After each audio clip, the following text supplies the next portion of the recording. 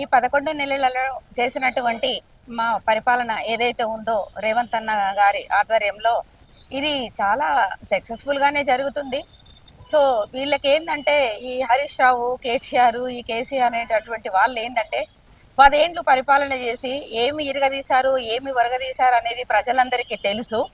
కాకపోతే ఏంటంటే వీళ్ళు డైజెస్ట్ అవ్వట్లేదు, జీర్ణించుకోలేకపోతున్నారు. ఎందుకంటే మనం చేసినటువంటి 11 నెలల పరిపాలన ఏదైతే ఉందో చాలా చాలా విజయవంతంగా కొనసాగుతుంది. అదేవిధంగా మనము ఇచ్చినటువంటి ఏవైతే 6 పథకాలు ఉన్నాయో ఆల్రెడీ ఇంప్లిమెంట్ చేస్తూనే ఉన్నాము. రాబోయే రోజులలో కూడా మనం అంతా కూడా ప్రజలకు ఇచ్చినటువంటి హామీ ఏదైతే ఉందో ఆ హామీని మనం ఖచ్చితంగా నెరవేరుస్తాము. ఈ యొక్క డిసెంబరు 7వ తారీఖు వరకు మన పరిపాలన మన చేతిలోకి వచ్చి 1 సంవత్సరం అవుతుంది. సో ఖచ్చితంగా మనము అన్ని పథకాలు ఏవైతే ఉన్నాయో 6 పథకాలు చాలా సక్సెస్ఫుల్గా విజయవంతంగా చేస్తామని మన కాంగ్రెస్ పార్టీ తరఫున నేను ఒక జనరల్ సెక్రటరీ స్టేట్ నిర్మలారెడ్డిని చెప్తున్నాను.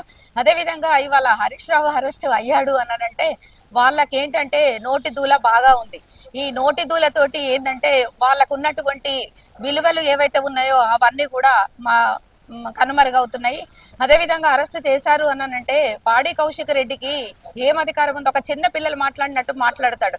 పాడి కౌశిక్ రెడ్డి కనీసము మెచ్యూరిటీ ఉన్న పర్సన్గా ఒక ఎమ్మెల్యే అయ్యుండి కూడా కనీసము ఎలా మాట్లాడాలి, పబ్లిక్ లోకి వాయిస్ ని ఎలా వదలాలనేటటువంటి ఇంకిత జ్ఞానం లేకుండా చిన్నపిల్లలలాగా మాట్లాడుతూ చిన్నపిల్లల బిహేవియర్ లాగా చేస్తాడు.